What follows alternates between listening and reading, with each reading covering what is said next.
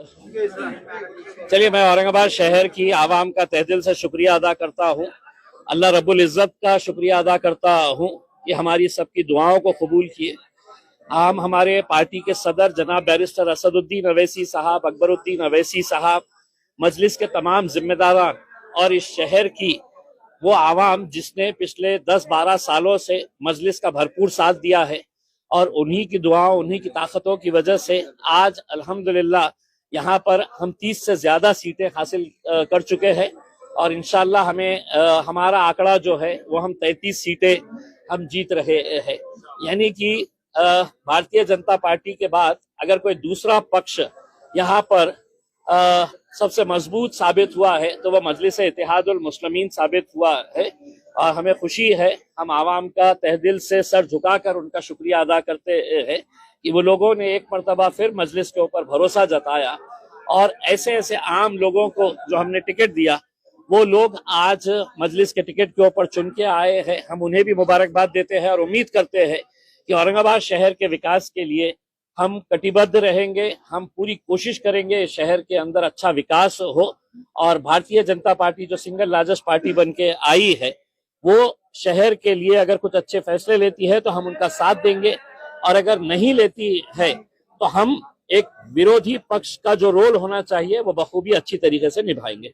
बंटवारे में नेताओं ने अपने बच्चों को दिया, सब किया। गुलमंडी जैसे इलाके में देखिए, एक बहुत बड़ा तमाचा ये कह लीजिएगा जूता मारी है उन तमाम सियासी पार्टियों को जिन्होंने अपने रिश्तेदारों को, अपने घर वालों को टिकट दिया।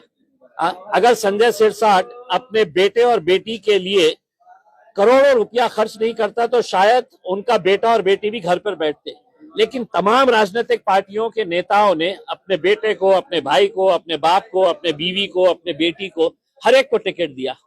नतीजा क्या हुआ कि लोगों ने एक पैगाम दिया है कि हम सिर्फ गोटियां खेलने के लिए नहीं है, हम सिर्फ है तो चद्दर बिछाने के लिए, शतरंजियां बिछाने के लिए नहीं है, हम भी पार्टी के मजबूत लोग हैं, हमें भी टिकट मिलना चाहिए करके। एमआईएम एक वाहिद पार्टी थी जिसने ना किसी घर वाले को ना किसी रिश्तेदार को दिया।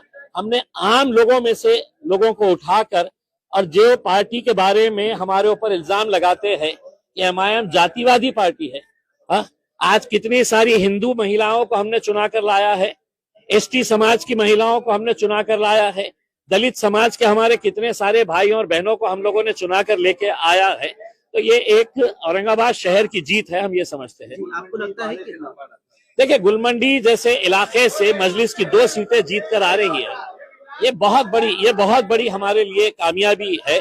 हम एक इलाके के तौर के ऊपर नहीं देख रहे हैं, हम ये शहर के अंदर अपना जाल कैसे फैलाए हैं, लोग क्यों हमारा साथ दे रहे हैं, क्योंकि लोगों को अब यकीन आया है कि हमको ये सेना पे भरोसा नहीं है, हमको ये पार्टी के ऊपर नहीं है। कांग्रेस एनसीपी तो बिल्कुल खत्म कर दिए है उसमें अंदर। तो मजलिस के साथ अपने काम की बुनियाद के ऊपर और लोगों के यकीन के ऊपर हम खड़े उतरते हैं, इस वजह से साथ दिए। इसी तरह मालेगांव में भी सिंगल लार्जेस्ट पार्टी साबित हुई है एमआईएम। देखिए, आप पूरे महाराष्ट्र के अंदर देखिए कि गोवंडी के अंदर हम लोगों ने 4 सीटें जीते हैं, मुमरा के अंदर हम 5 सीटें जीते हैं, धुलिया में अभी तक हमारे 8 सीटें जीत चुके हैं, अमरावती में 9 सीटें जीते हैं, परभनी में 1 सीट जीते हैं, जालना में 2 सीटें जीते हैं, अकोला में 3 सीटें जीते हैं। तो मैंने ओवैसी साहब को कहा था कि ओवैसी साहब, इंशाल्लाह जहां जहां पर भी हम इलेक्शन लड़ रहे हैं, इंशाल्लाह वहां पर मजलिस की नुमाइंदगी आपको देखने को मिलेगी।